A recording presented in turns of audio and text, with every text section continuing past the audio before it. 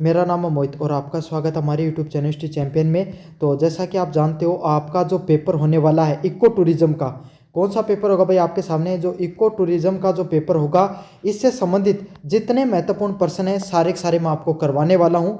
साथ के साथ इंपॉर्टेंट क्वेश्चन के साथ साथ ये वन शॉट रिवीजन वीडियो होने वाला है, जिसमें आपकी unit first, unit second, unit third और यूनिट फोर, चारों के चारों जो यूनिट है वो सारी की सारी यूनिट आपकी रिवीजन होने वाली है। बस आपको तो वीडियो को पूरा देखना है और साथ के साथ चैनल को सब्सक्राइब कर देना है।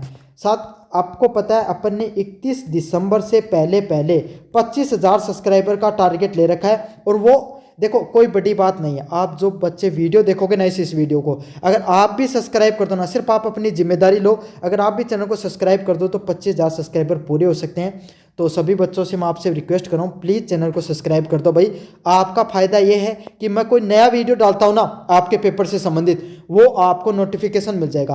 और मैं आपको बता रहा हूँ, एक बार चैनल सब्सक्राइब कर दो, आपकी 3 साल की टेंशन खत्म कर दूंगा, कॉलेज में फेल नहीं होने दूंगा। अरे बस आपको सब्सक्राइब ही तो करना है, फ्री में हो रहा है सब कुछ, करो भाई सब्सक्राइब। साथ के साथ ये पेपर अपने 5 बच्चों को जरूर से शेयर कर देना, इतना काम आपको करना है जरूर से। साथ के साथ कोने में जो व्यू प्रोडक्ट वाला ऑप्शन दिखाई दे रहा है, इस पर क्लिक करके फ्लिपकार्ट और मित्रा से कोई प्रोडक्ट खरीदते हो, सबसे ज़्यादा डिस्काउंट आपको देखने को मिल जाएगा। और काफ़ी बच्चों को सवाल आता है, सर ये जो आप पीडीएफ पढ़ा रहे हो, इसकी हमें लिंक आप कहाँ पर मिलेगी? पीडीएफ हमें इसके बारे में बता दो। तो बच्चों, ये पीडीएफ आपके हमारे टेलीग्राम चैनल पे मिलेगी। टेलीग्राम चैनल का लिंक डिस्क्रिप्शन में दे रखा है मैंने। जैसे डिस्क्रिप्शन में आप दिए गए लिंक पर आप पहुंचोगे, आपको क्या करना है, सिंपल उस लिंक पे क्लिक करना है। जैसे लिंक पे क्लिक करोगे, आपके सामने इस प्रकार के जो टेलीग्राम चैनल उस पर पहुंच जाओगे। आपको क्या करना है, ऊपर की तरफ हिस्ट्री चैंपियन लिखा हो, इस पर क्लिक करना है। इस पर क्लिक करने के बाद में आपको जाना फाइल वाले सेक्शन पे। कौन से सेक्शन पे? फाइल वाले सेक्शन पे जाना है और यहाँ पर जाकर सर्च करना। आपको क्या क्या सर्च करना है भाई? आपके सामने आपको सिंपल और सिंपल सर्च करना है SEC। जैसे आपके सामने SEC सर्च करोगे, SEC थर्ड सेमेस्टर के नाम से जो लिखा हुआ है, यहाँ पर पहुँच जाओगे और इसमें नीचे की तरफ जाना भाई। जैसे नीचे की तरफ जाओगे, आपको आना है पेज नंबर कितने पर? पेज नंबर 31 पर। तो यहाँ पर जो इको टूरिज्म है, इसी के इकोलॉजिकल इंटर्नशिप, तो इसमें गलती से लिखा गया है, पूरा का पूरा आप अच्छे से पढ़ लेना। 31 नंबर पेज पे आ जाना। इस पीडीएफ पर आपको पूरा का पूरा पीडीएफ देखने को मिल जाएगा और अच्छे से सारे के सारे कॉन्सेप्ट्स को पढ़ लेना। तो मुझे उम्मीद है भाई आप टेलीग्राम को जरूर से ज्वाइन करो, क्योंकि टेलीग्राम पे आपको फ्री में नोट्स मिल जाते हैं। टेलीग्राम का फ़ायदा क्या है, सारे के सारे नोट्स आपको फ्री में देखने को मिल जाते हैं। जाओ और जाकर टेलीग्राम को ज्वाइन कर लो। चलिए शुरू करते हैं यूनिट नंबर फर्स्ट के बारे में। इको टूरिज्म क्या होता है, उसका क्या अर्थ होता है, उसकी अवधारणा क्या होती है? इको टूरिज्म का अर्थ है ऐसे पर्यटन जो प्रकृति पर आधारित हो। मतलब इको टूरिज्म क्या होता है, इस प्रकार का आपके सामने टूरिज्म जो किस चीज़ पर आपके सामने डिपेंड करता है? प्रकृति पर। किस चीज़ पर ज़्यादा निर्भर करता है भाई? आपके सामने प्राकृतिक चीज़ों पर ज़्यादा निर्भर करता है। यहाँ का लोग जो प्रकृति के लिए घूमने के लिए, जहाँ पर इको टूरिज्म का नाम से कहलावा है, क्या कहलावा है? इको टूरिज्म का नाम से कहलावा है। जिससे पर्यावरण संरक्षण हो, जिससे आपके सामने ऐसा पर्यटन जो आप प्रकृति को देखने के लिए करते हो। आप कहीं पर कोई अभ्यारण्य देखने को चले गए, कोई आपके सामने कोई जंगल को देखने को चले गए, कोई आपके सामने कोई स्थानीय प्रजातियों को देखने को चले गए, तो आप क्या कर रहे हो भाई? इको टूरिज्म कर रहे हो। जिसमें क्या होता है, आपके सामने जो पर्यावरण संरक्षण किया जाता है। क्या किया जाता है? जो आपका पर्यावरण है उसके संरक्षण पर जोर दिया जाता है। किस चीज़ पर? जो आपका इन्वायरमेंट होता है उसको कंजर्व करने की बात की जाती है। जो आपका इन्वायरमेंट है उसको कंजर्व करने की, उसको संरक्षित करने की बात की जाती है। स्थानीय लोगों की भागीदारी होती है। किन की भागीदारी देखने को मिलती है भाई? जो स्थानीय लोग होते हैं, वहाँ पर जितने भी आपके सामने जो लोग रहते हैं, सब के सब स्थानीय लोगों की भागीदारी होती है। वहाँ पर इको टूरिज्म के अंदर जो आसपास के जो लोग होते हैं उनकी बहुत बड़ी भागीदारी देखने को मिलती है इसको फैलाने में। और सतत विकास, सस्टेनेबल डेवलपमेंट। कैसा डेवलपमेंट भाई? आपके सामने सस्टेनेबल डेवलपमेंट पर जोर दिया जाता है। सतत किस चीज़ पर जोर दिया जाता है? सतत विकास पर। समझ में आ गया आपको?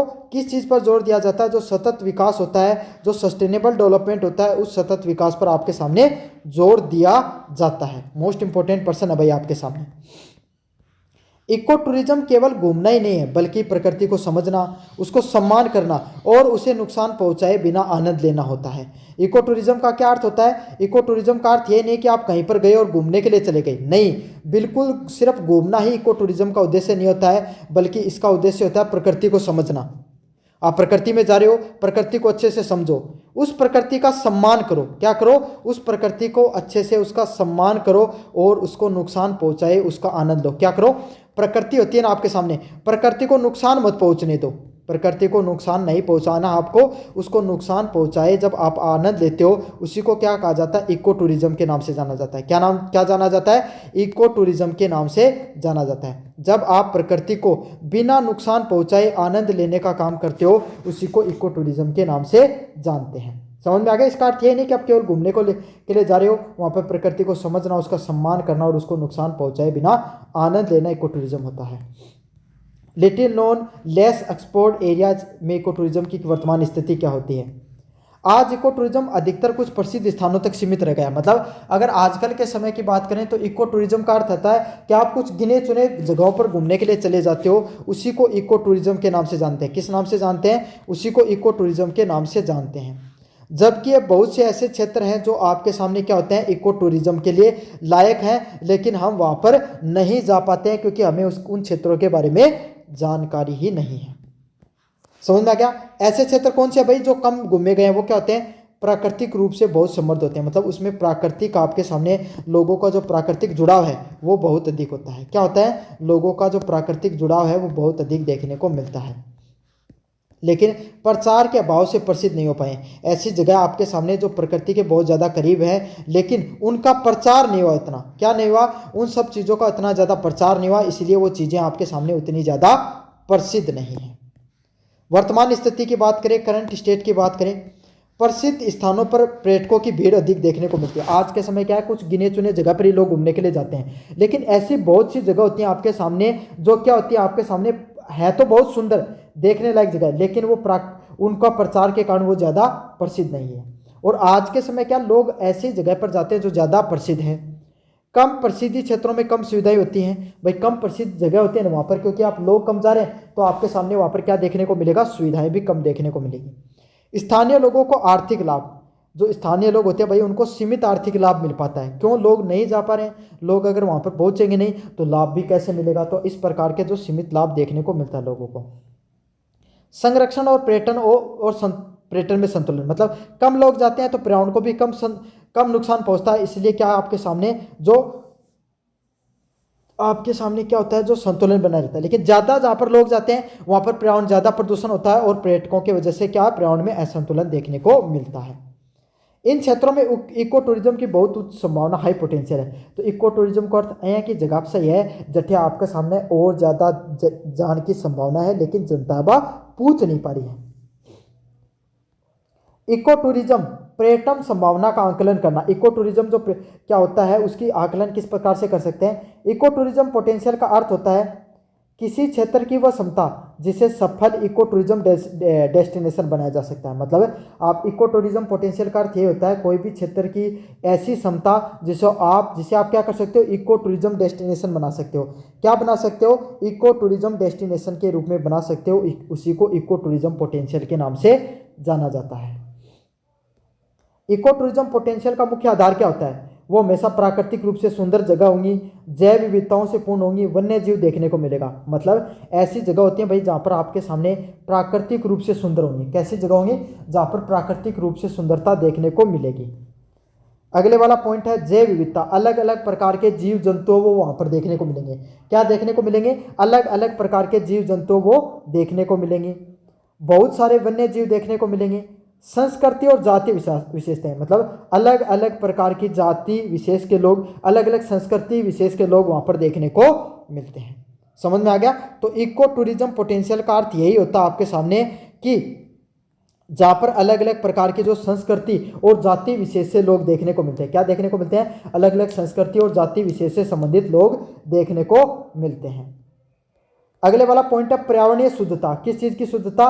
पर्यावरणीय शुद्धता देखने को मिलती है। जो पर्यावरण होता है उससे संबंधित शुद्धता देखने को मिलती है। पर्यावरण को लोगों ने अभी तक नुकसान नहीं पहुंचाया होता है। क्या नहीं पहुंचाया होता है? लोगों ने अभी तक जो पर्यावरण है वो वैसा का वैसा, वहाँ का पर्यावरण उसको लोगों ने बिल्कुल भी नुकसान नहीं पहुंचाया होता है। यदि ये तत्व मौजूद हों तो इन क्षेत्रों को क्या कहा जाता है, इक्वी टूरिज्म के उपयुक्त माना जाता है। अगर आपके सामने ये जो 5 चीजें जो मैं आपको बता रहा हूँ, प्राकृतिक सुंदरता, जैव विविधता, वन्य जीव संरक्षण, है ना, सांस्कृतिक व जातीय विशेषता तथा पर्यावरणीय शुद्धता पाई जाती है, तो वो जगह कैसी होती है भाई आपके सामने, इको टूरिज्म पोटेंशियल के रूप में जानी जाती है। किस रूप में जानी जाती है, इको टूरिज्म पोटेंशियल के नाम से जानी जाती है। यदि ये सब भी तत्व मौजूद हो तो इको टूरिज्म के लिए जगह वो पर्याप्त है, बेहतर है। अगले वाला पॉइंट है, फील्ड सर्वे का क्या महत्व होता है।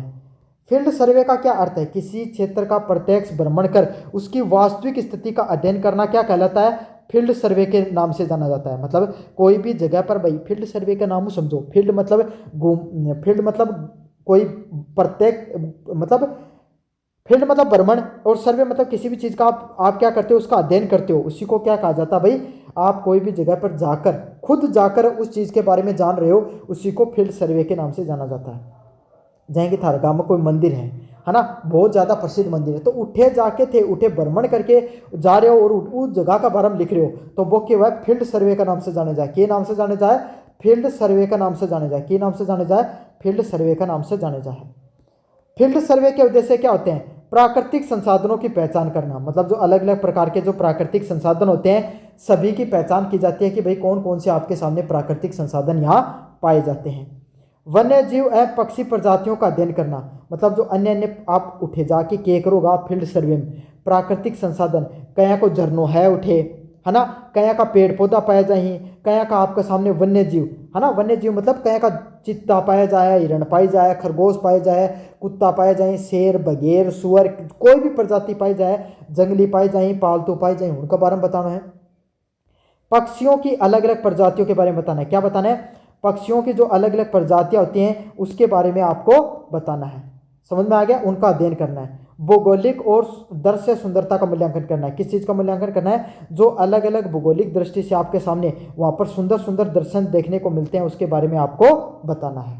साथ के साथ वहाँ पर भौगोलिक और दृश्य सुंदरता का मूल्यांकन करते हो, किस चीज़ का आपके सामने वहाँ पर किस प्रकार की ज्योग्राफी पाई जाती है, मतलब इस चीज़ का आप अध्ययन करते हो वहाँ पर किस प्रकार की ज्योग्राफिकल चीज़ें पाई जाती है, पहाड़ है, कोई मंदिर है, कोई जंगल है, कोई पठार है, कोई नदियाँ बहती हैं, कोई आपके सामने हिमखंड है, क्या है वहाँ पर आप घूम के आ रहे हो, जो फील्ड सर्वे कर रहे हो उस पर आपको यह देखना होता है कि भौगोलिक और दृश्य सुंदरता किस प्रकार की पाई जाती है, कैसा भौगोलिक जगह है। समझ में आ गया, भौगोलिक रूप से आपके सामने कैसी जगह है इस चीज़ का भी आपको मूल्यांकन करना होता है।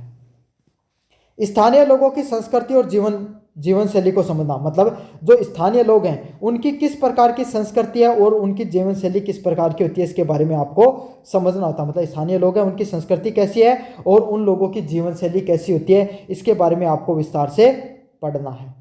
वहाँ पर जाकर क्या होता है, पढ़ना होता है, वहाँ पर समझना होता है कि वहाँ पर स्थानीय लोग हैं ना वो किस प्रकार से अपना जीवन जीते हैं, कैसा खाना खाते हैं, कैसा पहनावा है, कैसी बोली बोलते हैं, वो आपके सामने क्या करते हो, उस फील्ड सर्वे के माध्यम से आप सारी की सारी चीज़ों को समझते हो। अगले वाला है इकोलॉजिकल पोटेंशियल। क्या प्रश्न है, इकोलॉजिकल पोटेंशियल। इकोलॉजिकल पोटेंशियल क्या होता है, इकोलॉजिकल पोटेंशियल का अर्थ होता है किसी क्षेत्र में मौजूद प्राकृतिक संसाधन जैसे जंगल, नदियाँ, पर्वत, जलवायु व जैव विविधता को समझना।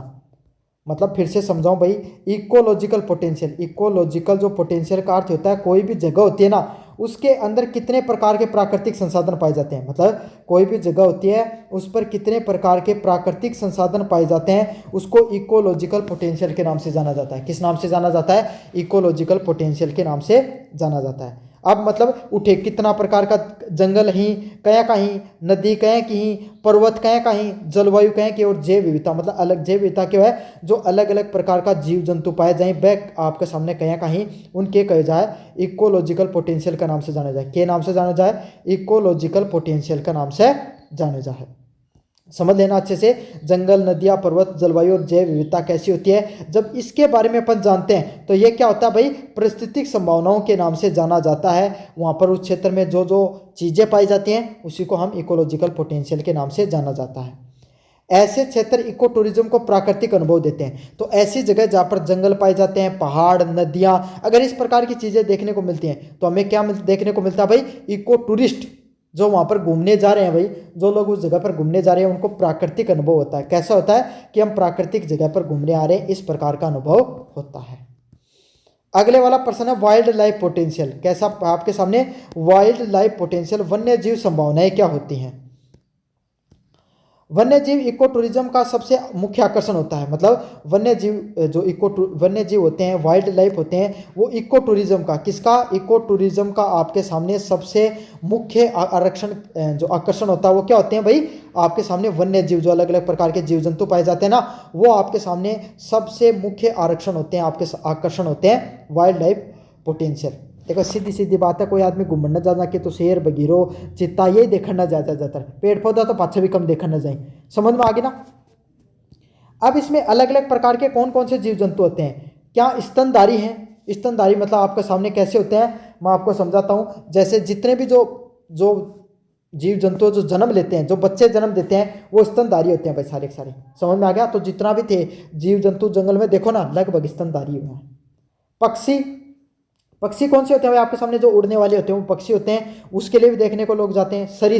सरीसृप जो आपके सामने रेंग कर चलते हैं, क्रोकोडाइल, नाग, है ना, सांप, इस जो सांप और नाग एक ही हुए हैं आपके सामने। और जो मेंढक हो गया, और आपके सामने जो कोई घेरा बगेरा, नेवला, ये सब किसके अंदर आते हैं, सरीसृप के अंदर आते हैं। जो रेंग कर चल लेते हैं वो सरीसृप की दृष्टि में आते हैं। और भी कोई अन्य प्रकार की कोई दुर्लभ प्रजाति पाई जाती है। जैसे आप गिर अभ्यारण्य में घूमने के लिए चले गए तो वहाँ पर जो दुर्लभ प्रजाति क्या पाई जाती है भाई, शेर हैं, वो वहाँ पर पाए जाते हैं। और वो आपके सामने भारत में कहीं पर नहीं पाए जाते हैं, सिर्फ और सिर्फ आपके सामने गिर के अंदर ही पाए जाते हैं। तो इस प्रकार की अगर कोई दुर्लभ प्रजाति भी पाई जाती है तो उसके बारे में भी आपको क्या करना होता है, उसके बारे में भी आप जानते हो।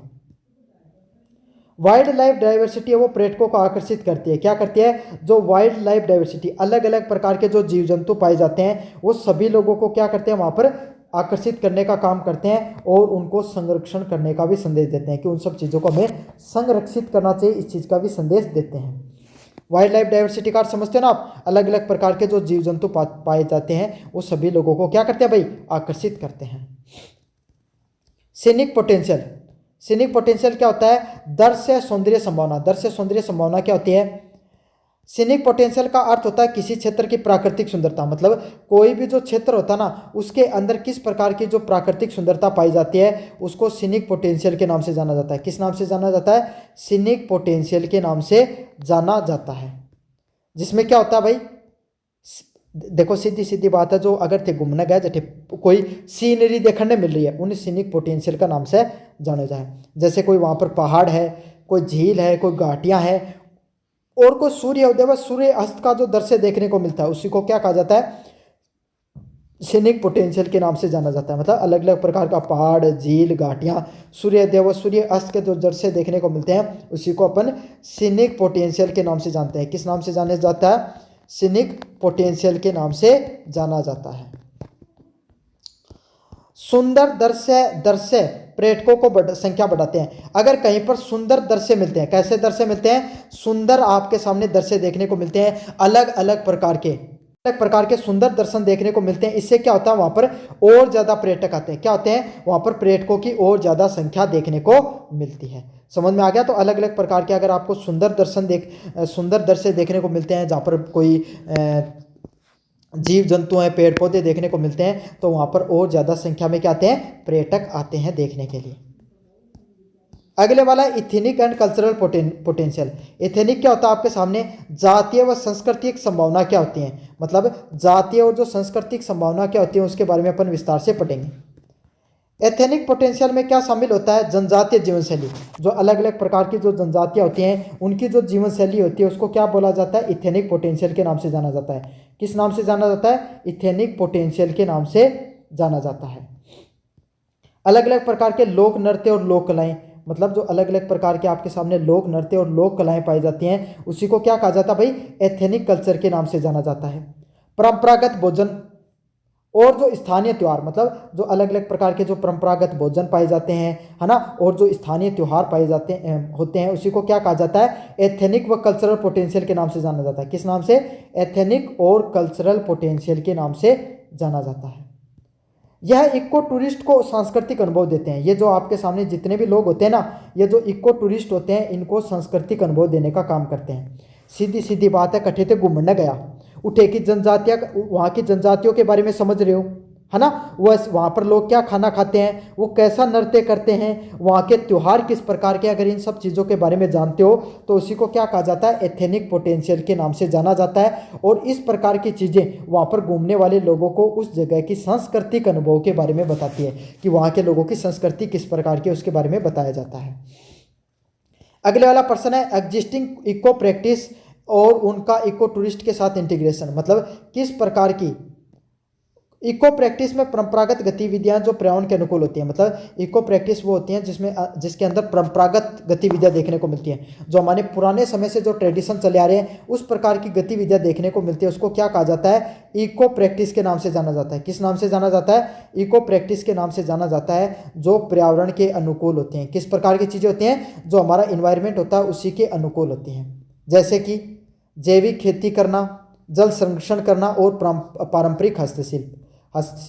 मतलब जो जैविक खेती करते हैं ना भाई, आपके सामने जैविक खेती करने का क्या फ़ायदा होता है। जैविक खेती गोबर जो घना, मतलब आप कोई भी प्रकार घना कोई भी सब्जी, कोई भी फल अनाज उगाते हैं जिसमें किसी प्रकार का रसायन उपयोग नहीं करते हैं, उसी को जैविक खेती के नाम से जाना जाता है। किस नाम से जाना जाता है, जैविक खेती के नाम से जाना जाता है। समझ में आ गया। अगले वाला पॉइंट अपन क्या करते हैं, जल संरक्षण करते हैं। क्या करते हैं, जल को संरक्षित करते हैं। जल संरक्षण भी आपके सामने किस में आता है, जो इको प्रैक्टिसेस में आता है।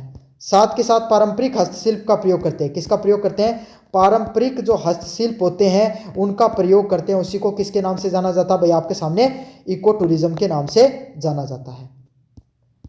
इन्हें इको टूरिज्म से जुड़ने पर, मतलब अगर इन सब चीज़ों को, जब अगर आप जैविक खेती को, है ना, अगर आप जल संरक्षण को और आपके सामने जो पारंपरिक हस्तशिल्प होती है, अगर इनको इको टूरिज्म के साथ जोड़ दिया, मतलब उठियान वाला लोग के देख रहे हैं कि वहाँ की हस्तशिल्प कैसी है, वहाँ पे जल संरक्षित कैसे किया जाता है, वहाँ पर लोग जैविक खेती कैसे करते हैं, लोगों को अगर इन वहाँ के स्थानीय लोगों को अगर ये ज्ञान और दे दिया तो क्या होगा, वहाँ के लोगों को रोजगार बढ़ेगा। क्यों, अगर आप क्या करोगे भाई, लोगों से जो वहाँ पर टूरिस्ट घूमने आते हैं उनसे 10-10 रुपये आपने चार्ज कर लिए कि मैं आपको जैविक खेती करना सिखाऊंगा, तो इससे क्या होगा, आपकी बेनिफिट हो गया, है ना। स्थानीय समुदाय भी सशक्त होता है, पैसा आएगा तो सशक्त तो भाई अपने आप से ही हो जाते हैं लोग। मुझे उम्मीद आपको यूनिट नंबर फर्स्ट अच्छी लगी होगी। अब अपन बढ़ते हैं यूनिट नंबर सेकंड की तरफ। कौन सी नंबर यूनिट की तरफ, यूनिट नंबर सेकंड की तरफ बढ़ते हैं। अगर आप स्पेशल यूनिट नंबर सेकंड का वीडियो देख रहे हो तो भाई आपको क्या करना है, मैंने यूनिट फर्स्ट, थर्ड और फोर्थ ऑलरेडी पढ़ा दी है। आपको जाना है डिस्क्रिप्शन में, मैंने क्या कर रखा है, प्लेलिस्ट का लिंक दे रखा है। किसका लिंक दे रखा है, डिस्क्रिप्शन में मैंने प्लेलिस्ट का लिंक दे रखा है। उस प्लेलिस्ट के लिंक पे क्लिक करके बाकी की यूनिट को आप अच्छे से जाकर पढ़ सकते हो। साथ के साथ डिस्क्रिप्शन में आपको मेरे टेलीग्राम का लिंक मिलेगा। टेलीग्राम पर मैंने बाकायदा क्या कर रखी है, सारे का सारा जो ये नोट्स पढ़ा रहा हूँ इनके PDF डाल रखी है, पढ़ लेना। साथ के साथ 31 तारीख से पहले आपके सामने 25,000 सब्सक्राइबर का चैलेंज है भाई अपना। कितना, 25,000 सब्सक्राइबर का अपन ने चैलेंज ले रखा है। 31 तारीख से पहले पहले जाओ और जाकर आपके सामने क्या कर लो, अपना जो चैनल है उसको सब्सक्राइब कर दो। अगर आप वीडियो देख रहे हो, इतने विद्यार्थी भी अगर चैनल को सब्सक्राइब कर देंगे तो 3,000 सब्सक्राइबर कम है भाई, अपन 25,000 सब्सक्राइबर पूरे हो जाएंगे। चलिए शुरू करते हैं। इको टूरिज्म का अर्थ और अवधारणा क्या होता है, इको टूरिज्म का अर्थ क्या होता है और उसकी अवधारणा क्या होती है, इसके बारे में अपन पढ़ेंगे। पहले वाला पॉइंट है इको टूरिज्म का अर्थ, ऐसे पर्यटक जो प्रकृति पर निर्भर हो, मतलब इस प्रकार का पर्यटन जो आपके सामने पूर्ण रूप पर किस चीज़ पर निर्भर हो, प्रकृति पर। किस चीज़ पर निर्भर हो भाई, आपके सामने जो प्राकृतिक घटनाएं होती हैं, प्राकृतिक चीज़ों को जो देखने के लिए आते हैं। चलिए बढ़ते हैं आपके सामने यूनिट नंबर सेकंड की तरफ, जहाँ पे eco tourist attraction, plant habitat और ट्रैक और स्टोरी टेलिंग से संबंधित प्रश्न होते हैं। क्या प्रश्न है, इको टूरिज्म में प्लांट स्पीसीज का क्या महत्व होता है। मतलब जब अपन इको टूरिज्म करते हैं उसमें जो अलग अलग प्रकार के जो प्लांट स्पीसीज होती हैं, पौधे की जो आपके सामने प्रजातियाँ होती हैं, उसका क्या महत्वपूर्ण योगदान होता है। इको टूरिज्म में पौधे बहुत अधिक भूमिका निभाते हैं क्योंकि वे केवल प्राकृतिक सौंदर्य नहीं बढ़ाते हैं। मतलब जो इको टूरिज्म होता है ना, उसमें आपके सामने जो पौधे हैं उनका बहुत महत्वपूर्ण योगदान होता है। क्यों योगदान होता है भाई आपके सामने, वो सिर्फ आपके सामने क्या नहीं करते हैं, सिर्फ आपके सामने सुंदरता बढ़ाने का काम नहीं करते हैं, बल्कि पारिस्थितिक तंत्र का संतुलन बढ़ाते हैं। क्या करते हैं, जो अपना पारिस्थितिक तंत्र होता है उसका संतुलन बढ़ाने का काम करते हैं। पौधे होंगे तो आपके सामने जो अपना पर्यावरण है वो स्वस्थ रहेगा। क्या होगा भाई, अगर आपके सामने जो पेड़ पौधे देखने को मिलेंगे तो आपका जो पर्यावरण है वो स्वस्थ रहेगा। स्थानीय लोगों को आर्थिक लाभ पहुंचेगा, जो आपके सामने जो पैसा वगैरह है वो आपके सामने जो स्थानीय लोग हैं उनके पास पहुंचेगा। संस्कृति और परंपराएं आपस में जुड़ी होंगी, मतलब जो अपनी संस्कृति है और आपके सामने जो अपनी अलग अलग प्रकार की जो परंपराएं हैं वो आपस में जुड़ी होंगी। मतलब जो संस्कृति और जो परंपराएं होंगी वो आपस में क्या होंगी भाई, आपके सामने आपस में जुड़ी होती हैं। समझ में आ गया। इसीलिए ऐसे पौधों की पहचान की जाती है जिनका पर्यावरणीय, इकोलॉजिकल और आर्थिक और सांस्कृतिक महत्व। तो अपन इस प्रकार की चीज़ों को चुनना होता है जो किससे हो, पर्यावरण से, आर्थिक रूप से और सांस्कृतिक रूप से आपस में चीज़ें जुड़ी हो। उसी को क्या कहा जाता है भाई, आपके सामने इको टूरिज्म के नाम से जाना जाता है। किस नाम से जाना जाता है, इको टूरिज्म के नाम से जाना जाता है। Ecological, economical and cultural significance of plants, मतलब जो पौधे होते हैं ना उनका आपके सामने पैसे से, इकोलॉजिकल पर्यावरण के हिसाब से, इकोनॉमिक मतलब आर्थिक रूप से, और कल्चरल मतलब साहित्यिक रूप से क्या महत्व होता है, सांस्कृतिक रूप से क्या महत्व होता है, उसके बारे में बात करेंगे। पहला होता है इकोलॉजिकल महत्व। इकोलॉजिकल महत्व का अर्थ होता है कि जो अपना जो पर्यावरण होता है उसके हिसाब से क्या महत्व होता है इन पौधों को, इसके बारे में देखेंगे। पौधे हमें क्या करते हैं भाई, ऑक्सीजन प्रदान करने का काम करते हैं। पौधे क्या करते हैं भाई, अपने को ऑक्सीजन देने का काम करते हैं। अगर आपके सामने जो मिट्टी होती है उसका जो कटाव होता है उसको भी रोकते हैं। कहीं पर बारिश हो रही थी और बारिश के समय आपने क्या कर दिया, बारिश हो रही थी कहीं पर आपके सामने, बारिश के समय अगर कोई पौधा खड़ा हो तो उसके आसपास हमेशा मिट्टी कभी कट के नहीं जाएगी, और ऐसी जगह जहाँ पर आपके सामने पौधा नहीं है तो देखना वहाँ पर सीधी सीधी मिट्टी कट कर चली जाती है। तो आपके सामने क्या काम होता है, पौधों को मिट्टी को कटाव रोकना। वन्य जीव को आश्रय देना, जो अलग अलग प्रकार के जो वन्य जीव जंतु देखने को मिलते हैं उनको क्या करते हैं भाई, आश्रय देने का काम करता है। क्या करता है, अलग अलग प्रकार के जो वन्य जीव होते हैं उनको आश्रय देने का भी काम किसका होता है, पेड़ पौधों का होता है। अगले वाला पॉइंट है इकोनॉमिक बेनिफिट। इकोनॉमिक बेनिफिट क्या होता है, जो पेड़ पौधे होते हैं ये औषधियाँ बनाने के काम आते हैं। मतलब पेड़ पौधे से अपन क्या कर सकते हैं, अलग अलग प्रकार की औषधियाँ हैं उनका निर्माण कर सकते हैं। लकड़ी, गोंद और फल का निर्माण कर सकते हैं। लकड़ी निकाल सकते हैं, गोंद निकाल सकते हैं, फल निकाल सकते हैं। इस प्रकार की जो चीज़ें हैं उनका अपन निर्माण करते हैं। किसका, लकड़ी का, गोंद का और फल है, इन सब चीज़ों का अपन निर्माण करके जो निकाल करके उनको इन्वायरमेंट में जो बाज़ार में बेच सकते हैं। स्थानीय लोगों की आय के स्रोत, जो स्थानीय लोग होते हैं उनको भाई पैसे, जो और ज़्यादा पैसे कमाने में मदद मिलती है। कल्चरल का क्या महत्व होता है, पूजा पाठ में उपयोगी। जो आपके सामने जो पेड़ पौधे होते हैं ये किस चीज़ में महत्व होते हैं भाई, आपके सामने जो पूजा पाठ होती है ना, पूजा पाठ में इनका बहुत योगदान होता है। किस चीज़ में बहुत योगदान होता है भाई, पूजा पाठ में बहुत ज़्यादा योगदान होता है। लोक मान्यताएं, जो हमारी अलग अलग प्रकार की धार्मिक मान्यताएं होती हैं उसको आगे बढ़ाने में बहुत योगदान होता है। और जो अपने धार्मिक स्थल होते हैं उनमें भाई पेड़ पौधों का बहुत महत्व होता है। जैसे तुलसी हो गई, बरगद हो गया, नीम हो गया, ये सब के सब पेड़ वो होते हैं जिनका अपने धार्मिक रूप से बहुत महत्व है। इको टूरिज्म के लिए महत्वपूर्ण आपके सामने 10 पौधों के नाम बताइए। मतलब इस प्रकार के 10 आपके सामने प्लांट, अलग अलग प्रकार के पौधों के नाम बताने हैं जो हमारे इन्वायरमेंट के लिए अच्छे होते हैं। क्या, कौन से हैं? पहला आपके सामने नीम। नीम आपके सामने इन्वायरमेंट के लिए बहुत अच्छा होता है। क्या है, नीम है वो हमारे पर्यावरण के लिए बहुत अच्छा पौधा होता है। अगला पौधा पीपल। पीपल भी हमारे जो इन्वायरमेंट होता है उसके लिए जब बहुत अच्छा होता है भाई। अगला है बरगद। बरगद भी आपके सामने भाई, जो नीम होता है ना इसका क्या फ़ायदा होता है, इसको अलग अलग प्रकार की औषधियाँ बनाने के लिए उपयोग में लिया जा सकता है। किसके उपयोग में लिया जा सकता है, अलग अलग प्रकार के जो औषधियाँ होती हैं उसके निर्माण में उपयोग में लिया जा सकता है।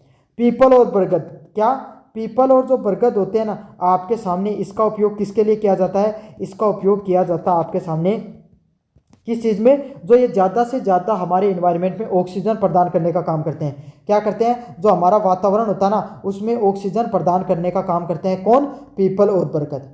अच्छा, तुलसी क्या है, तुलसी भाई आपके सामने, आपको पता है हमारे हर घर के आंगन में तुलसी देखने को मिलती है। एक तो ये भी ऑक्सीजन देने का काम करती है 24 घंटे, साथ के साथ इसका औषधीय बहुत महत्व है। खांसी जुकाम हो रही है तो आपके सामने तुलसी का 2 पत्ता घेर लो, खांसी जुकाम चली जाएगी। समझ में आ गई। आंवला है, हमारे आंवला किस चीज़ के लिए भाई बढ़िया होता है, जो शरीर के लिए, जो रोग प्रतिरोधक क्षमता बढ़ाने के लिए अच्छा होता है, बालों के लिए भी बहुत ज़्यादा अच्छा होता है। साल का पेड़ है, तो साल का पेड़ आपके सामने जो पेड़ के रूप में काफ़ी मजबूत होता है। बाँस से अलग अलग प्रकार के जो हस्तशिल्प की चीज़ें बनती हैं, है ना, हस्तशिल्प के लिए काफ़ी काम आता है। अर्जुन और अशोक, अशोक का पेड़ है, उसका धार्मिक महत्व भी है, अशोक के पत्ते भी बहुत काम में आते हैं और अशोक की जो लकड़ी है उसका भी प्रयोग किया जाता है। और खेर है, वो भी आपके सामने राजस्थान में काफ़ी पाया जाता है, इसकी जो लकड़ी है वो भी बहुत मजबूत होती है। तो यह आपके सामने कुछ 10 महत्वपूर्ण पौधे हैं भाई, जिनका नाम मैंने आपको बता दिया है, जो इको टूरिज्म के लिए बहुत ज़्यादा महत्वपूर्ण होते हैं। अगले वाला पॉइंट है वाइल्ड लाइफ हैबिटेट और स्टोरिक डेवलपमेंट। स्टोरी टेलिंग का क्या अर्थ होता है? किसी प्राकृतिक स्थान, पौधे व जीव से जुड़ी हुई कहानियों को रोचक ढंग से प्रकट किया जाता है, उसी को क्या कहा जाता है? स्टोरी टेलिंग के नाम से जाना जाता है। मतलब कोई जगह या स्थान या आपके सामने पौधे की या जीव की आपके कोई कहानी होती है, उसको हम रोचक ढंग से प्रस्तुत करते हैं, उसी को क्या कहा जाता है भाई? स्टोरी टेलिंग के नाम से जाना जाता है।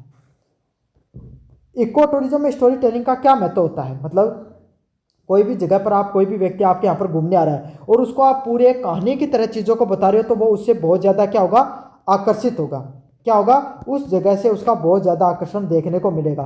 तो इको टूरिज्म में आपके सामने जो इको टूरिस्ट होते हैं, उसमें स्टोरी टेलिंग का बहुत ज़्यादा महत्वपूर्ण योगदान होता है। समझ में आ गया? पहला पॉइंट है पर्यटक भावनात्मक रूप से जुड़ते हैं। जितने भी जो पर्यटक होते हैं भाई आपके सामने, वो भावनात्मक रूप से जुड़ते हैं। कैसे जुड़ते हैं? भावनात्मक रूप से उनका जुड़ाव होता है अगर आप उनको स्टोरी सुनाते हो तो। अगले वाला पॉइंट है उस स्थान की ऐतिहासिक और सांस्कृतिक पहचान जानकारी मिलती है। अगर आप लोगों को, भैया आपने कोई मंदिर के बारे में घूमने के लिए गए और वहाँ से जुड़ी आपने, अगर मान लो खाटू श्याम जी के मंदिर में आप घूमने के लिए गए और उसके बारे में आपने विस्तृत ज्ञान बताया कोई घूमने वाले व्यक्ति को, तो उससे क्या होगा भाई? उस व्यक्ति को वहाँ की संस्कृति के बारे में ज्ञान होगा, वहाँ का जो इतिहास क्या रहा उसके बारे में उसको ज्ञान रहेगा। समझ में आ गया आपको अच्छे से? अनुभव यादगार बनता है। जो व्यक्ति वहाँ पर घूमने आ रहा है, उसका जो वो जगह है वो हमेशा के लिए याद रहती है। क्या रहती है? उसके लिए वो जगह हमेशा के लिए याद रहती है। यदि किसी पवित्र वृक्ष या पवित्र, जो आपके सामने कोई गांव है, आपका शहर है, वहाँ पर कोई ऐसा कोई पवित्र वृक्ष है, कोई पेड़ है, अगर आप उसकी कोई पुरानी कहानी है, लोक कथा अगर वो बताते हो, तो सामने वाला व्यक्ति उससे क्या है? और ज़्यादा भावनात्मक जुड़ाव महसूस करता है। जंगल से जुड़ी जनजातीय कहानियाँ, जो अलग अलग प्रकार के जो हमारे जंगल होते हैं, उससे जुड़ी अगर हम अपन को जनजातीय कहानी सुनाते हैं, तो लोग क्या भैया, उससे क्या होता है? अपना कनेक्शन है वो महसूस करते हैं। लोगों को लगता है कि भाई वास्तविकता में हो सकती है ऐसी न ऐसी कहानी। क्यों? जंगलों से जुड़ी कोई ना कोई कहानी तो जरूर से होती ही होती है। तो हमें पर्यटकों को जब इको टूरिज्म करो, जब कोई भी टूरिस्ट को इको टूरिज्म करो, तो उसको कहानी सुनाना उस जगह के बारे में बहुत ज़्यादा ज़रूरी होता है। अगले वाला पॉइंट है ट्रैक्स या मार्गों की पहचान और आपके सामने महत्व। जो अलग अलग प्रकार के जो ट्रैक होते हैं, ट्रैक मतलब जो गलियारे होते हैं, रास्ते उसे होते हैं, उसको ट्रैक्स के नाम से जाना जाता है। उनका क्या पहचान होती है, उनकी क्या महत्व होती है, उसके बारे में आपको बताना है।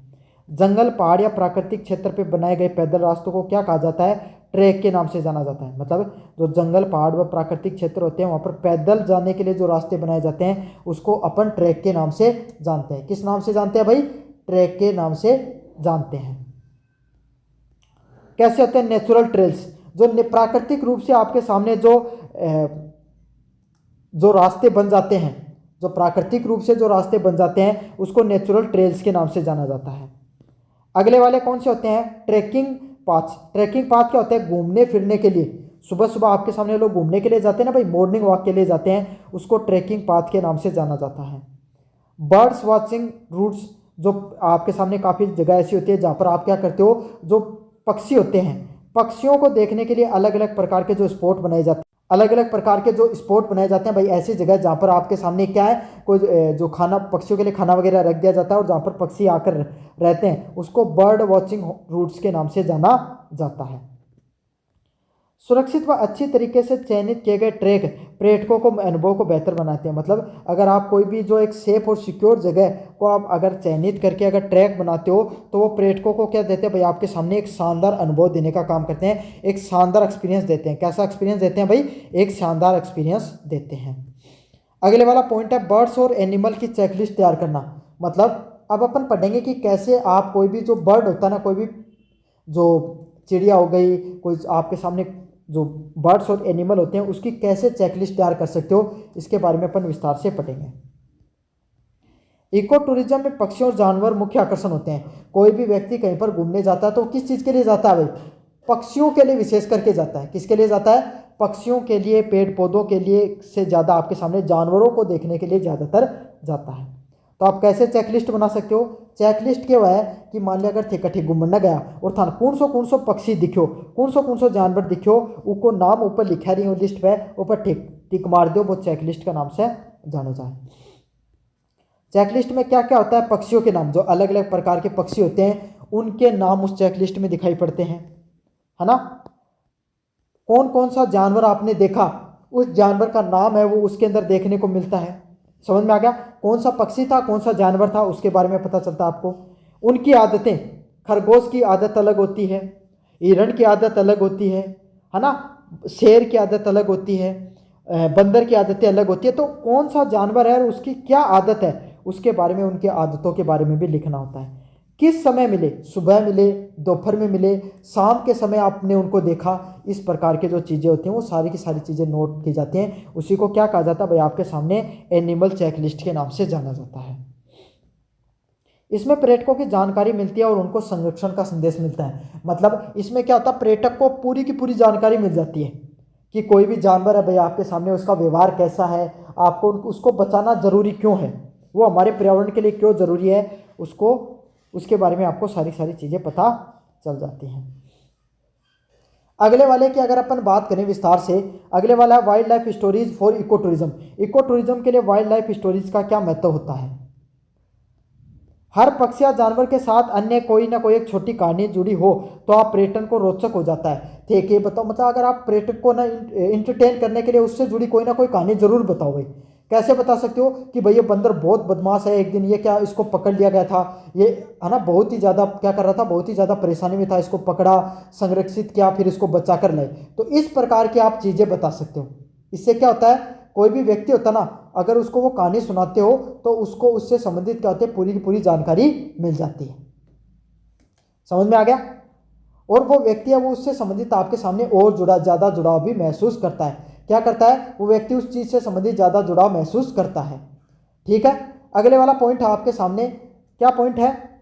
जैसे मोर का सांस्कृतिक महत्व क्या होता है, मतलब जो आपका वहाँ पर अगर मोर दिखते हैं, आप बताओ कि इसका सांस्कृतिक महत्व क्या है।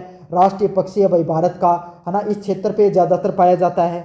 बाघ है, बाघ कोई भी परिस्थिति के लिए क्या महत्व होता है, क्यों बाघ को देखते लोग डर जाते हैं, लेकिन आपको बताना है कि बाघ है वो इस पारिस्थितिक तंत्र के लिए क्यों जरूरी होता है, इस जंगल के लिए क्यों जरूरी है। इसमें पर्यटक केवल देखने वाला नहीं बल्कि सीखने वाला भी बन जाता है। अगर आप उसको इस प्रकार की कहानियां बताते हो तो पर्यटक केवल देखने वाला नहीं बल्कि सीखने वाले के रूप में भी आपके सामने बन जाएगा। समझ में आ गया आपको अच्छे से? साथ के साथ अगले वाले पॉइंट की तरफ अगर अपन बढ़ते हैं तो पॉइंट है domestic and international ecotourism. कौन सा है? डोमेस्टिक और आपके सामने इंटरनेशनल इको टूरिज्म क्या होता है, इसके बारे में भाई अपन जानेंगे। डोमेस्टिक इको टूरिज्म क्या होता है? जब आप अपने देश के अंदर कोई जगह पर घूमने को जाते हो तो वो कैसा टूरिज्म होता है? डोमेस्टिक इको टूरिज्म होता है। किस प्रकार का इको टूरिज्म होता है? डोमेस्टिक इको टूरिज्म के नाम से जाना जाता है। और आप कोई विदेशी भूमि पर कहीं घूमने के लिए जाते हो, मतलब अगर आप विदेशी जगह पर घूमने को जाते हो तो वो कैसा टूरिज्म होता है भाई? इंटरनेशनल टूरिज्म होता है। कैसा होता है? इंटरनेशनल टूरिज्म के नाम से उसको जाना जाता है। तो डोमेस्टिक आप अपने देश में घूमने के लिए गए वो डोमेस्टिक, विदेशी जगह पर आप कहीं पर घूमने के लिए गए वो आपके सामने कैसा है? इंटरनेशनल टूरिज्म है। अलग अलग संस्कृतियां देखने को मिलती है। आपको अपने देश के अंदर अलग प्रकार की संस्कृति देखने को मिलेगी, विदेशों की संस्कृति अलग देखने को मिलेगी। वहाँ पर भाई आपके सामने आप घूमने जाओगे तो स्वच्छता ज़्यादा देखने को मिलेगी, लोग आपस में फैमिली से इतने ज़्यादा जुड़े नहीं रहते हैं, इस प्रकार की चीज़ें देखने को मिलेगी, है ना। चीज़ें ज़्यादा स्वच्छ होंगी, है ना। पर्यावरण में आपके सामने जनसंख्या कम है तो लोग कम देखने को मिलेंगे। प्रकृति से नया अनुभव चाहते हैं, मतलब प्रकृति को है, प्राकृतिक रूप से आपको क्या होगा? एक नया प्रकार का एक्सपीरियंस मिलेगा, एक नया आप वहाँ पर अनुभव प्राप्त करोगे। स्थानीय कहानियों में रुचि लेते हो और वहाँ पर उस जगह से जुड़ी हुई अलग अलग प्रकार की जो स्थानीय कहानियाँ होती हैं उससे संबंधित आपको रुचि देखने को मिलती है। तो ये थे आपके सामने भाई यूनिट नंबर 2 से संबंधित इंपॉर्टेंट जो कॉन्सेप्ट थे सारे मैंने आपको पढ़ा दिए हैं। चलिए भाई यूनिट नंबर 3 की तरफ अपन बढ़ते हैं, जिसके अंदर पर्सन आते हैं natural resources, target groups and awareness of for ecotourism, मतलब नेचुरल रिसोर्सेज कौन से होते हैं, टारगेट ग्रुप्स कौन से होते हैं और अवेयरनेस फॉर इको टूरिज्म क्या होती है, उसके बारे में अपन विस्तार से पढ़ेंगे। नेचुरल रिसोर्सेज की वर्तमान स्थिति, current state of natural resources क्या होते हैं, प्राकृतिक स्थिति क्या है, जो नेचुरल रिसोर्सेज की प्राकृतिक जो आपके सामने संसाधनों की क्या वर्तमान स्थिति है, उसके बारे में अपन विस्तार से पढ़ेंगे। नेचुरल रिसोर्सेज जो प्राकृतिक संसाधन क्या होते हैं, जैसे जंगल, जल, भूमि, वन्य जीव और जैव विविधता है, ये सारी की सारी क्या चीजें होती है भाई आपके सामने, प्राकृतिक संसाधन होते हैं। क्या होते हैं, प्राकृतिक संसाधन होते हैं। कैसे संसाधन होते हैं, जो हमारे प्राकृतिक रूप से संसाधन पाए जाते हैं उनको प्राकृतिक संसाधन के रूप में जाना जाता है, जैसे जंगल, जल, भूमि और वन्य जीव।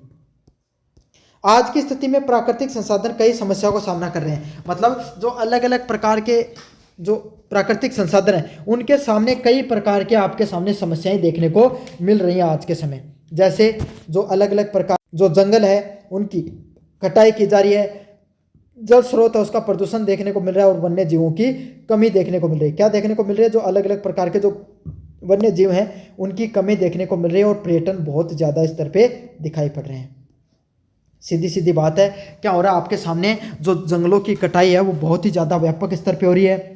जल स्रोत है, बहुत ज़्यादा लोग घूमने जाते हैं, तो जैसे कुल्लू मनाली पर लोग घूमने के लिए गए, वहाँ पर झरने को देखा, उसी में नहा लिए, उसी में आपके सामने कपड़े धो लेते हैं, वहाँ पर लोग आपके सामने प्लास्टिक कचरा फेंक देते हैं। तो इससे क्या होता है, जो जल स्रोत है वहाँ पे उन पर प्रदूषण देखने को मिलता है। वन्य जीवों की संख्या में कमी आती है, जो अलग अलग प्रकार के जो वन्य जीव होते हैं भाई उनकी संख्या में कमी आती है और अनियंत्रित पर्यटन देखने को मिलता है।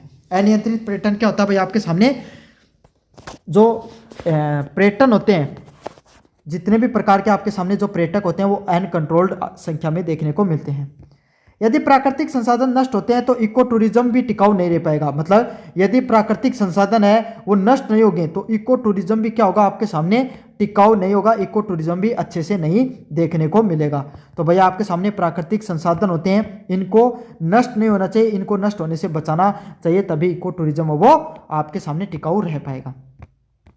इको टूरिज्म का क्या उद्देश्य होता है, संसाधनों का संरक्षण करना, जो अलग अलग प्रकार के जो संसाधन पाए जाते हैं हमारे यहाँ पर, चाहे अगर अपन बात करें जो वहाँ पर जल है, जंगल है, आपके सामने वन्य जीव है, सबका संरक्षण करना जरूरी है, वही आपके सामने उस जगह के क्या होते हैं, संसाधन होते हैं।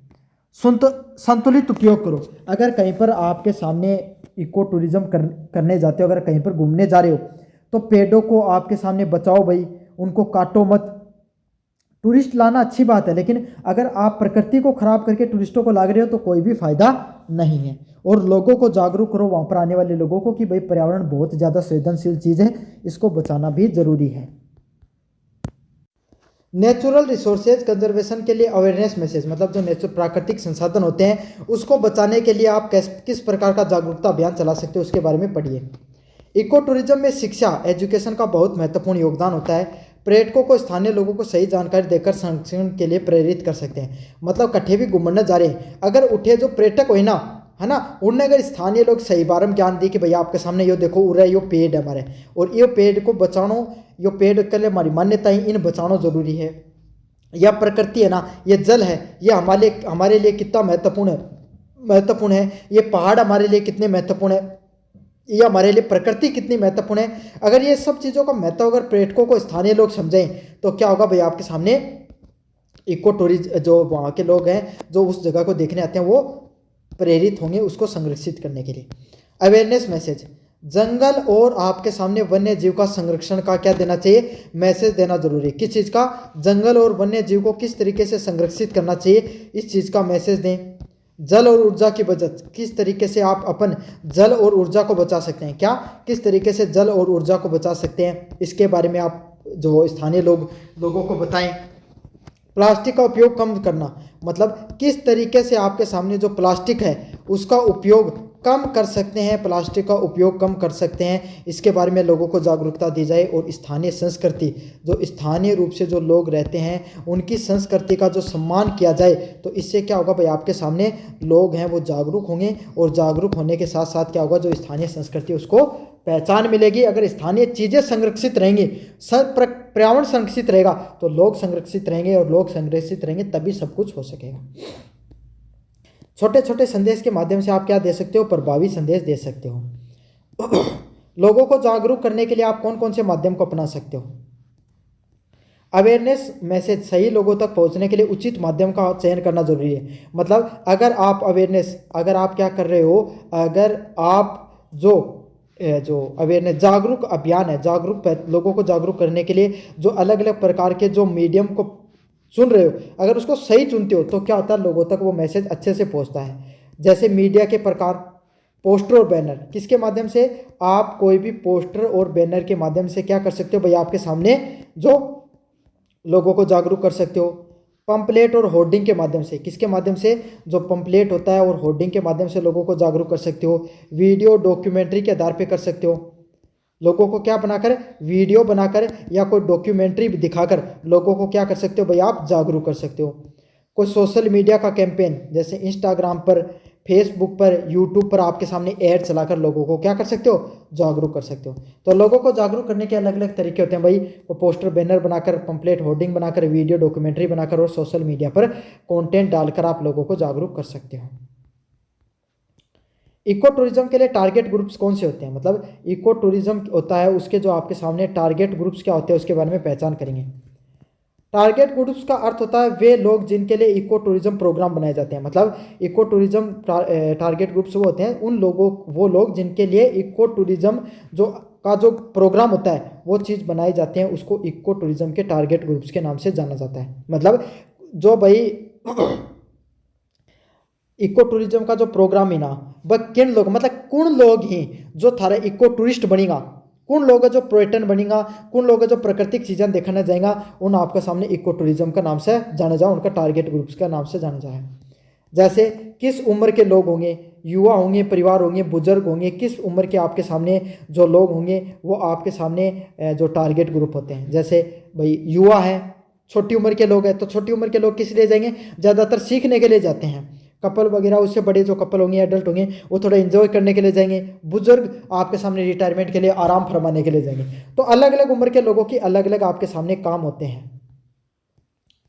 किस किस तरीके से लोगों को पहचान सकते हो? उनका शिक्षा का स्तर कैसा है, पढ़े लिखे हैं, कम पढ़े लिखे हैं, है ना, अच्छे हाई प्रोफेशनल लोग हैं, किस प्रकार के लोग हैं, इसके बारे में आप पहचान सकते हो। आर्थिक स्थिति, क्या आपके पास उनका इतना पैसा है, अच्छा खासा पैसा है, ठीक ठाक पैसा है, या लग्जरी ज़िंदगी जीने वाले लोग हैं, किस प्रकार के लोग हैं, आर्थिक स्थिति कैसी है लोगों के, इसके बारे में पहचान कर सकते हो। रुचियाँ और जीवन शैली, क्या वो पर्यटक सिर्फ घूमने के लिए आ रहे हैं, है ना, क्या उनको उस जो पर्यावरण है उस जगह से मतलब है, या कोई रिसर्च करने के लिए आ रहे हैं, इस प्रकार की चीज़ों को भी आप समझ सकते हो। तो लोगों की रुचियाँ और जीवन शैली को जानना भी बहुत ज़रूरी होता है। किस चीज़ के बारे में? कि लोगों का जो जीवन शैली होती है और उनकी जो रुचियाँ होती हैं उसके बारे में भी जानना बहुत ज़्यादा ज़रूरी होता है। अलग अलग समूह की आवश्यकताएं भी अलग अलग होती हैं। जो अलग अलग जो समूह होते हैं ना, उनकी अलग अलग आवश्यकताएं होती हैं, अलग अलग ज़रूरतें होती हैं, उसी के आधार पर सभी चीज़ें आप समझ पाते हो। टारगेट ग्रुप का सर्वे और इवोल्वेशन आपके सामने किस प्रकार से होता है? इवोल्वेशन का अर्थ होता है उनको समझना, जानना। टारगेट ग्रुप सर्वे, टारगेट ग्रुप सर्वे क्या होती है? टारगेट ग्रुप सर्वे का उद्देश्य ये जानना होता है कि लोग इको टूरिज्म में कितनी रुचि रखते हैं। मतलब टारगेट ग्रुप सर्वे का उद्देश्य यही होता है कि लोग आप जो इको टूरिज्म प्रदान कर रहे हो उसमें लोगों की कितनी रुचि है। किसमें? जो आप लोगों को इको टूरिज्म प्रदान कर रहे हो उस इको टूरिज्म में लोगों को इंटरेस्ट है भी या नहीं है, इसके बारे में जानते हो। तो उसको किसके बारे में जाना जाता है भाई? आपके सामने टारगेट ग्रुप सर्वे के नाम से जाना जाता है। जिन लोगों को आपने टारगेट किया ना, युवाओं को, बुजुर्गों को, आर्थिक आधार पे, शिक्षा आधार पे, क्या उनको घूमना पसंद है या नहीं है, इस चीज़ के बारे में आप जानते हो। उनकी आपसे अपेक्षाएं क्या है? अगर वो आपके यहाँ पर घूमने आते हैं तो उनको क्या अपेक्षाएं हैं कि उनको किस किस प्रकार की सुविधाएं मिलनी चाहिए, किस किस प्रकार की सफारी देखना चाहते हैं, कौन कौन से जीव जंतु देखना चाहते हैं, कैसा होटल चाहिए, कैसा खानपान चाहिए, उनको आपसे क्या अपेक्षाएं हैं, इसके बारे में आपको जानना होता है और बताना होता है। उनकी अपेक्षाएं क्या क्या होती है उसके बारे में आपको जानना होता है। वे कितना खर्च कर सकते हैं, मतलब उनके द्वारा कितना पैसा खर्च किया जा सकता है, इसके बारे में आपको जानना है। मतलब खर्च के बारे में कि भाई कितना पैसा आपके सामने, उनकी कैपेसिटी कितनी है खर्च करने की, क्या जानना है? उनकी कैपेसिटी कितनी होती है खर्च करने की, वो कितना पैसा खर्च कर सकते हैं आपके सामने, वो क्या कहा जाता है? टारगेट ग्रुप का सर्वे और इवोल्यूशन के नाम से जाना जाता है। सर्वे करने के क्या क्या तरीके होते हैं? प्रश्नावली के आधार पे, साक्षात्कार के आधार पे, वो ऑनलाइन फॉर्म के आधार पे। तो अलग अलग चीज़ों के आधार पे आप कर सकते हो। कोई पर्सनावली होती है उसके आधार पे कर सकते हो। लोगों के भाई क्वेश्चन जवाब पूछ के कर सकते हो, लोगों का इंटरव्यू ले सकते हो और ऑनलाइन फॉर्म भरवा सकते हो। चलिए भाई अगले वाले प्रश्न की तरफ बढ़ते हैं। Psychological barrier to ecotourism, मतलब साइकोलॉजिकल मानसिक बाधाएं क्या होती हैं इको टूरिज्म में। मतलब कोई भी जगह जाते हो तो काफ़ी बार आप जगह पर घूमने के लिए जाते हो तो आपको क्या मन में आती है, अरे वहाँ पर सुविधाएं नहीं होंगी, है ना, अरे वहाँ के लोग अच्छे नहीं है, वहाँ की प्रकृति अच्छी नहीं है, मुझे वैसी जगह पसंद है। तो इस प्रकार के जो आपके दिमाग में उस जगह को घूमने के प्रति किस किस प्रकार की बाधाएं, उसके बारे में अपन पढ़ेंगे। पहला था जंगल व वन्य जीव का डर, मतलब अगर आप जंगल में और उसमें पाए जाने वाले अलग अलग प्रकार के जो वन्य जीव होते हैं, क्या आपको उनका डर लगता है या नहीं डर लगता है, यह भी इंपॉर्टेंट पॉइंट है। अगर आप डर लगेगा तो आप नहीं जाओगे भाई, क्या नहीं करोगे। अगर आपको वहाँ पर रहने वाले वन्य जीवों का डर लगेगा और जंगल की प्रजातियों से डर लगेगा तो आप वहाँ पर बिल्कुल भी नहीं जाओगे।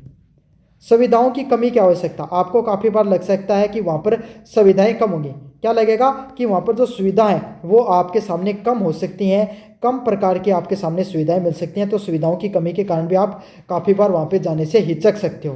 क्या कर सकते हो, वहाँ पर सुविधाओं की कमी के कारण भी आप वहाँ से जाने से हिचक सकते हो। जानकारी का अभाव, जो अलग अलग प्रकार की जो जानकारी होती है ना, लोगों को उसके जगहों के बारे में कम जानकारी होती है। तो जानकारी के अभाव के कारण काफ़ी बार लोगों को भाई जगह बहुत अच्छी है लेकिन जानकारी नहीं है, तो पहुँचेंगे कैसे लोग। असुरक्षा की भावना, काफ़ी बार क्या होते हैं वहाँ पर रहने वाली प्रजातियाँ हैं, उस जो स्थानीय लोग हैं उनसे लोगों को डर लगता है, चोरी चकारी का, आपके सामने मृत्यु का भय या अलग प्रकार का जो भय होता है उसका भय होता है, इस कारण भी लोग नहीं जाते हैं। अगर इन बाधाओं को दूर किया जाए तो इको टूरिज्म में सफलता के लिए ज़रूरी होती है। अगर अपन इन सब जो इकोलॉजिकल जो आपके सामने सामाजिक आपके सामने जो बाधाएं होती हैं, अगर आप इनको दूर कर लेते हो तो इको टूरिज्म है वो आपके सामने बहुत ज़्यादा फल फूल जाएगा। क्या होगा, आपका जो इको टूरिज्म है, आपका जो इको टूरिज्म है वो काफ़ी ज़्यादा फल फूल जाएगा अगर आप इन सब बाधाओं को पार कर लेते हो। क्या कर लेते हो, ये जो अलग अलग प्रकार की बाधाएं बताई है मैंने, इनको पार कर लेते हो तो इको टूरिज्म काफ़ी ज़्यादा फल फूल जाता है। अगले वाला पॉइंट है साइकोलॉजिकल बैरियर को दूर करने के उपाय। जो अलग अलग प्रकार के जो साइकोलॉजिकल बैरियर देखने को मिलते हैं उसको कैसे दूर कर सकते हो। सही और इस पर जानकारी दो, वहाँ पर घूमने वाले लोग होते हैं उनको सही और इस पर जानकारी देना। कैसे कि वहाँ पर किस किस प्रकार के वन्य जीव पाए जाते हैं, कैसे कैसे वहाँ पर आपके सामने जंगल हैं, और हम इस जंगल में अगर आपको सफारी करवाने के लिए लेकर जाएंगे तो इन सिक्योरिटी सेफ्टी का ध्यान रखेंगे, इसके बारे में आप लोगों को सही जानकारी दे सकते हो। सुरक्षा व्यवस्था सुनिश्चित करना, आप लोगों को विश्वास दिलाओ कि वन्य जीव हो गया, चाहे स्थानीय लोग हो गए, चाहे और कोई खतरे हो गए, सबके प्रति हम क्या करेंगे, आपकी देख रेख करेंगे। कोई भी प्रकार की अगर कमी होगी उसके हम जिम्मेदार होंगे, हम आपकी जिम्मेदारी लेते हैं। हमने पहले भी इतने लोगों को घुमाया है, किसी प्रकार की समस्या नहीं आई है। तो इस प्रकार की जो लोगों की सुरक्षा होती है उसको सुनिश्चित करना भी आपका काम होता है।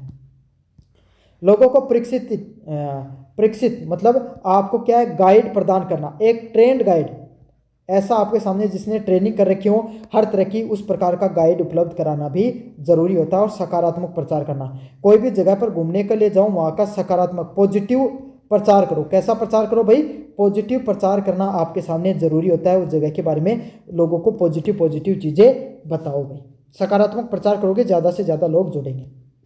जब डर कम होता है तो लोगों की भागीदारी बढ़ती है, मतलब कहीं पर घूमने के लिए जा रहे हो और लोगों में डर कम है, मतलब कहीं पर घूमने जा रहे हो और लोगों को डर कम लग रहा है उस जगह के बारे में घूमने पर, तो लोगों की क्या धीरे धीरे भागीदारी है वो बढ़नी शुरू हो जाती है। Role of education in ecotourism, ecotourism में लोगों की एजुकेशन का क्या महत्व होता है, शिक्षा का क्या महत्व होता है। शिक्षा इको टूरिज्म की आत्मा है, मतलब अगर आपके सामने इको टूरिज्म करते हो तो उसकी आत्मा क्या है, शिक्षा उसकी आत्मा है। ये पर्यटकों को सिखाती है, क्या सिखाती है आपके सामने भाई, प्रकृति का सम्मान कैसे करना चाहिए। मतलब हम प्राकृतिक रूप से कहीं पर घूमने जा रहे हैं तो आपके सामने क्या कर सकते हैं अपन, आपको प्रकृति में घूमने जा रहे हो तो उस प्रकृति का सम्मान कैसे कर सकते हो, संसाधनों का सही उपयोग कैसे कर सकते हैं। वहाँ पर घूमने जा रहे हैं तो अलग अलग प्रकार के जो संसाधन मिल रहे हैं हमें, उनका सही उपयोग अपन कैसे कर सकते हैं, उनका जो जगह है वहाँ पर अलग अलग प्रकार की चीज़ों को कैसे सही उपयोग कर सकते हो। स्थानीय संस्कृति, जो अलग अलग प्रकार की वहाँ पर संस्कृति पाई जाती है, उस संस्कृति को कैसे बचा सकते हो। एक शिक्षित पर्यटक की ही सच्चा इको टूरिस्ट होता है, मतलब एक अच्छा इंसान है, शिक्षित व्यक्ति, आप इको टूरिस्ट अच्छा बन सकता है। चलिए भाई बच्चों, अपने यूनिट नंबर 3 की तरफ पूरा कर लिया है। आप अपन बढ़ेंगे यूनिट नंबर 4 की तरफ। कौन से नंबर यूनिट की तरफ? यूनिट नंबर 4 की तरफ। और यूनिट नंबर 4 है मोस्ट इंपॉर्टेंट यूनिट है। कैसी यूनिट है भाई? आपके सामने मोस्ट इंपॉर्टेंट यूनिट है, अच्छे से पढ़ लेना। अगर आप इस यूनिट को अच्छे से पढ़ोगे आपके सामने अच्छे खासे नंबर आ सकते हैं भाई आपके। साथ के साथ आपको पता है, अगर आप यूनिट नंबर 4 का स्पेशल वीडियो देख रहे हो तो फर्स्ट सेकंड थर्ड मैंने ऑलरेडी पढ़ा दिया है। उसका जो लिंक है वो डिस्क्रिप्शन में दे रखा है। कहाँ पर दे रखा है? जो डिस्क्रिप्शन है उसमें लिंक दे रखा प्लेलिस्ट का, वहाँ पर जाकर फर्स्ट सेकंड थर्ड यूनिट देख सकते हो। टेलीग्राम का जो लिंक है, किसका? टेलीग्राम का जो लिंक है वो डिस्क्रिप्शन में दे रखा, वहाँ से जाकर ये जो पीडीएफ पढ़ा रहा हूँ नोट्स वाली, ये पढ़ सकते हो। क्वेश्चन आंसर की पीडीएफ डाल रखी है, जाओ और जाकर वहाँ पर पढ़ लो। साथ के साथ अपन ने 25,000 सब्सक्राइबर पूरे करने का टारगेट ले रखा है। 3,000 सब्सक्राइबर, कितने? 3,000 सब्सक्राइबर आपके सामने कम है। अगर आप 3,000 सब्सक्राइबर और करवा दोगे तो 25,000 सब्सक्राइबर अपने पूरे हो जाएंगे। कितने सब्सक्राइबर? 25,000 सब्सक्राइबर अपने पूरे हो जाएंगे। तो 31 तारीख से पहले पहले भाई अपने जो 25,000 सब्सक्राइबर है वो पूरे करवा दो भाई। करो प्रयास, आप सब कर सकते हो। यूनिट नंबर 4 की बात करें, इको टूरिज्म प्रमोशन के लिए मैसेज, स्टोरी और पिक्चर। मतलब जो इको टूरिज्म होता है उसके आप प्रमोशन करने के लिए किस किस प्रकार के मैसेज, स्टोरीज और पिक्चर्स लगा सकते हो। मतलब इको टूरिज्म होता है उसको आप प्रचार प्रसारित करने के लिए, प्रमोशन करने के लिए किस किस प्रकार का मैसेज दे सकते हो लोगों को। समझ में आ गया? किस प्रकार का मैसेज दे सकते हो उसके बारे में अपन पढ़ेंगे। इको टूरिज्म को सफल बनाने के लिए उसका सही प्रचार करना जरूरी है। क्या करना जरूरी है? इको टूरिज्म को अगर हम सफल बनाना चाहते हैं तो उसका सही प्रचार करना जरूरी है, सही प्रमोशन करना जरूरी है। अगर सही प्रमोशन करोगे तो इको टूरिज्म उतना ही ज़्यादा सफल होगा। पर्यटकों को आकर्षित करने के लिए केवल जानकारी नहीं, भावनात्मक जुड़ाव भी जरूरी होता है। भाई कोई आदमी के हम किताब, अगर एक बात बताओ, अगर केवल जानकारी देता रहोगा तो बात किताब में भी पढ़ सका, गूगल करके भी देख सका, कोई वीडियो पढ़े वो जगह के बारे में उठे वो भी देख सका, है ना। वो वहाँ पर घूमने आया तो उसको कुछ एक्स्ट्रा दो। एक्स्ट्रा क्या दोगे? उसका इमोशनल अटैचमेंट होना चाहिए। वो व्यक्ति वहाँ पर घूमने आया तो उसको लगना चाहिए कि मैं कहीं पर घूम कर आया और यहाँ पर घूमने आया और यहाँ पर लोग मेरी वैल्यू कर रहे हैं। क्या कर रहे हैं? उसको इमोशनल अटैचमेंट होना चाहिए उस जगह से। उसको लगना चाहिए कि मैं घूमने आया हूँ तो लोग मेरी यहाँ पर कदर कर रहे हैं। अगले वाला प्रश्न है संदेश। क्या संदेश दे सकते हो? अच्छे प्रमोशन मैसेज की आवश्यकता होती है। आपको अच्छे प्रकार का प्रमोशन करने की जरूरत होती है। कैसे प्रमोशन कर सकते हो? छोटे और स्पष्ट। आप छोटी छोटी बातें बताओ और स्पष्ट बातें भाई लोगों को बताओ। लोगों को वो बातें मोटिवेट करनी चाहिए। क्या करनी चाहिए? लोगों को वो बात आपके सामने मोटिवेट है वो करनी चाहिए। पर्यावरण संरक्षण, जो इन्वायरमेंट कंजर्वेशन से जुड़ी हुई जो अलग अलग प्रकार की जो चीज़ें होती हैं उसके बारे में आपके सामने चीज़ों को बताना चाहिए। प्रकृति को जानो और नष्ट मत करो। मतलब जो प्रकृति होती है आपके सामने, जो नेचर होता है ना, उसको जानो। लोगों को ये बताओ कि जो आपके सामने जो नेचर होता है ना उसके बारे में जानो और उसको नष्ट मत करो बिल्कुल भी। क्या मत करो? उसको बिल्कुल भी नष्ट मत करो, उसको डिस्ट्रॉय करने का काम मत करो। प्रकृति के बारे में, नेचर के बारे में जानने का प्रयास करो। जंगल घूमो, जंगल बचाओ। मतलब जंगल अगर घूमना चाहते हो ना तो जंगल को बचाना भी जरूरी है। अगर आप जंगल को बचाओगे नहीं तो घूमोगे कहाँ पर? समझ में आ गया? तो जंगल को बचाना भी जरूरी होता है। स्टोरीज की बात करें, कहानियाँ किसी स्थान, स्थानीय पौधे और जो वन्य जीव उससे जुड़ी होती हैं। मतलब अलग अलग प्रकार की जो कहानियाँ हैं, अलग अलग प्रकार की जो स्टोरीज होती हैं वो क्या होती हैं आपके सामने? कहानियाँ कोई ना कोई अलग अलग प्रकार की जो जनजाति, स्थान व पौधे व वन्य जीव से जुड़ी हुई होती हैं। समझ में आ गया? तो अलग अलग कहानियाँ आपके सामने। कहानियाँ किसी स्थान, जनजाति, पौधे व वन्य जीव से जुड़ी होती हैं। कोई भी अलग अलग प्रकार की जो कहानियाँ सुनाते हो ना, तो जैसे भाई कोई जनजाति है, अब कोई भी जनजाति है उसकी कोई ना कोई विशेषता होगी। वो किस देवता को पूजते हैं, वहाँ पे लोग कैसे रहते हैं, उनकी शादियाँ कैसी होती हैं, उनके तलाक कैसे होते हैं, उनके आपके सामने सामाजिक दृष्टिकोण से लोग कैसे रहते हैं उसके बारे में बताओ। वहाँ पर रहने वाले अलग अलग पौधों के बारे में बताओ कि भाई वो पौधो तो उरे मिला और कठे कौन मिला है, पूरे दुनिया में घूमे अच्छे। ये जीव जंतु है ना, ये आपके सामने बंदर दिखाई दे रहा है, ये उल्टी टांग से चलता है ना। ये बंदर बहुत बदमाशी करता है ना। तो इस प्रकार की आप कहानियां सुना सकते हो। इससे लोगों को क्या होता है? भावनात्मक जुड़ाव देखने को मिलता है। स्टोरी टेलिंग से पर्यटक उस क्षेत्र से भावनात्मक रूप से जुड़ता है। मतलब स्टोरी टेलिंग से क्या होता है? आपके सामने वहाँ की जगह से जो लोग हैं वो भावनात्मक रूप से जुड़ते हैं। लोगों को पिक्चर दिखा सकते हो, चित्र दिखा सकते हो। सुंदर प्राकृतिक चित्र दिखा सकते हो, मतलब उस जगह की जो अलग अलग प्रकार के जो प्राकृतिक चित्र होते हैं उसके दिखा सकते हो। वन्य जीव, जो अलग अलग प्रकार के जीव जंतु हैं, क्या है, अलग अलग प्रकार के जो जीव जंतु होते हैं उसकी तस्वीरें दिखा सकते हो कि वहाँ पर किस किस प्रकार के जीव जंतु रहते हैं। स्थानीय संस्कृति के फोटो बहुत प्रभावी होते हैं, मतलब जो स्थानीय संस्कृति होती है, लोग किस प्रकार से रहते हैं, खान पान क्या है, वो किस प्रकार की लोक संस्कृति है, आपके सामने वो सब चीज़ें होती हैं, वो काफ़ी ज़्यादा प्रभावशाली होते हैं। अगले वाला प्रश्न है basic element of ecotourism. Ecotourism के मूल तत्व क्या होते हैं। इको टूरिज्म केवल पर्यटन ही नहीं बल्कि जिम्मेदारी है। क्या है, इको टूरिज्म की बात करें आपके सामने, वो सिर्फ पर्यटन का हिस्सा नहीं होता है। किसका हिस्सा नहीं होता है, सिर्फ पर्यटन का हिस्सा नहीं होता है, बल्कि लोगों की जिम्मेदारी है। जिम्मेदारी क्या होती है भाई आपके सामने, आपकी पूरी की पूरी जिम्मेदारी का अर्थ होता है आपके सामने कि रिस्पॉन्सिबिलिटी होती है। लोग, मतलब आपको पर्यटन को बचाना जरूरी होता है। आप घूमने जा रहे हो ना, इसका मतलब ये नहीं कि पर्यावरण को नष्ट कर दो, उस पर्यावरण को बचाओ। वहाँ पर जा रहे हो तो उस प्रकृति को देखो, उसको नष्ट मत करो, ये जिम्मेदारी होती है। इंग्लिश में बता दिया मैंने बस, और फिर बताया कि ये जिम्मेदारी होती है। इसके मुख्य तत्व है प्रकृति आधारित अनुभव, मतलब घूमने जाते हो इको टूरिज्म में तो वहाँ पे प्रकृति आधारित अनुभव, वहाँ की प्रकृति है उस पर आपको कैसा अनुभव मिलता है, क्या मिलता है वहाँ पे प्रकृति में किस प्रकार का अनुभव मिलता है, उसी को क्या कहा जाता है, प्रकृति आधारित अनुभव के नाम से जाना जाता है। पर्यावरण संरक्षण, वहाँ का जो इन्वायरमेंट है उसको कंजर्व करना, उसको संरक्षित करना क्यों जरूरी है। लोगों को शिक्षा और जागरूकता करना क्यों जरूरी है, लोगों को शिक्षा प्रदान करना क्यों जरूरी है, लोगों को जागरूक करना क्यों जरूरी है। स्थानीय समुदाय की भागीदारी, वहाँ पर रहने वाले जो अलग अलग प्रकार के स्थानीय समुदाय हैं उनकी उस पर्यावरण को बचाने में क्या भागीदारी है, उसके बारे में आपको विस्तार से बताना होता है।